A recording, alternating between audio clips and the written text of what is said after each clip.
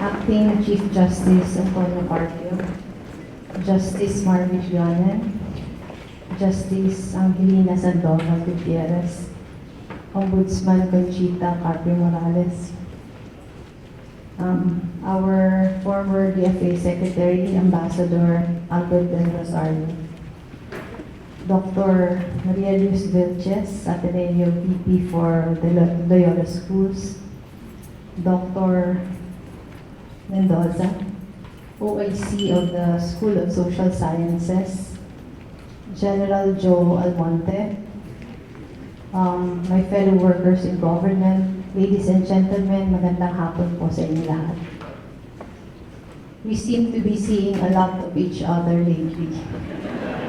As we bring to fore discussions on our country's sovereignty in the West Philippine Sea, as well as the case that won for our country not just a piece of God's earth that brings unimaginable resources for our nation, but also a sense of national self-esteem, as Marites Vitu wrote in her book, being launched today. We are very pleased that at this time of great turmoil, we all find reason to gather, cross-pollinate ideas, and listen to one another. The encroachment of a rising global superpower on a country such as ours is no small threat to our people's way of life. We must stand together if we are to respond to this threat successfully and definitively. It is difficult to explain how such a landmark victory for our nation, as well as for the rule of law, can be casually dismissed by our own government. It is no exaggeration to say that leaders and experts from different corners of the world waited with bated breath for the international ruling of the Permanent Court of Arbitration a little more than 2 years ago. That ruling not just answered a small nation's pleas for protection from a rising global superpower's aggression, but also illustrated how the world can prevent another global conflict peacefully. And yet, we set it aside and let our own people, especially our fishermen, whose livelihood and survival are tied to our seas, get threatened regularly within our own territory. But the time has come to go beyond our frustrations and think of a clear plan of action that our nation must consider to protect the West Philippine Sea from those who would take it from our people.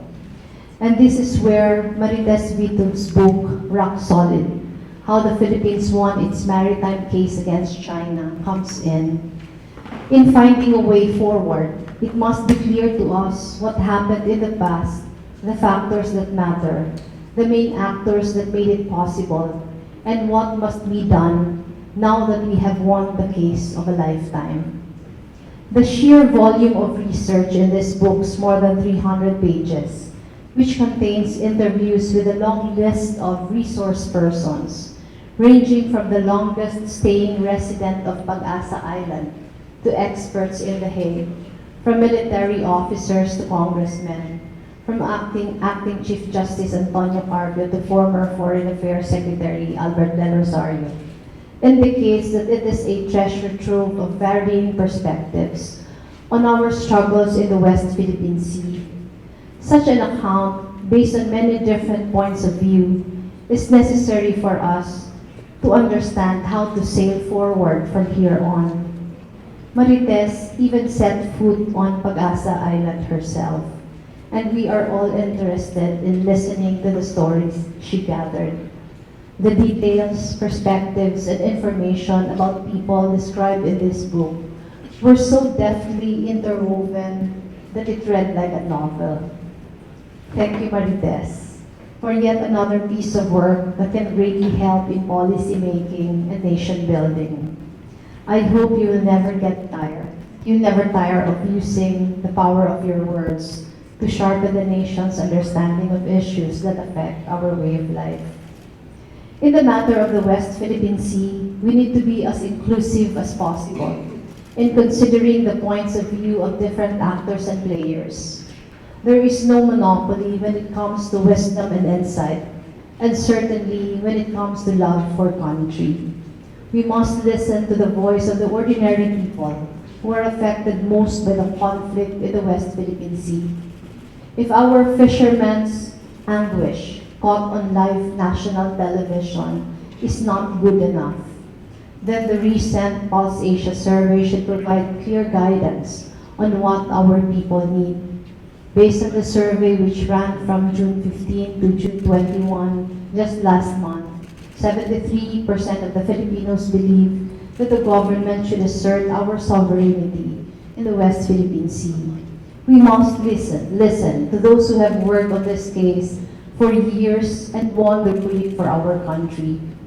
I understand that even Acting Chief Justice Carpio, who wrote a confidential memo entitled Proposed Philippine Strategy in the Spratlys Dispute, and gave this to Secretary De Rosario as early as 2011, had his own sounding board composed of legal academics, like J. Batumbakal, an expert who worked for the International Tribunal on the Law of the Sea in Hamburg, and an expert on China, among others.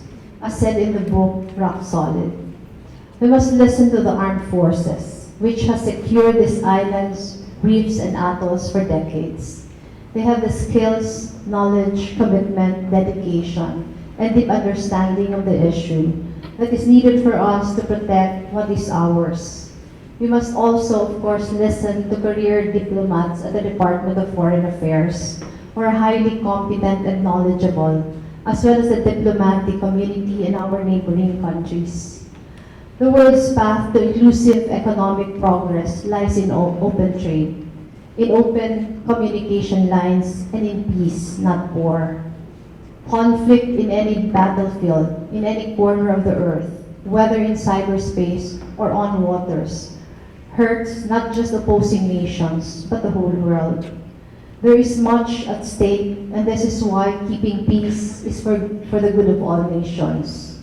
This is our dream, that the rule of law and a rules-based system will prevail over international seas, proving to the nations of the world that in this age of turmoil and unrest, the human family deserves to be at peace.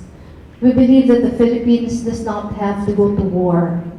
The arbitral tribunal ruling has already set the workings of peace in motion. We just have to find a way to bring our neighbors together to assert the arbitral tribunal ruling and to widen the circle of advocates for rule of law to organizations and nations outside of Asia.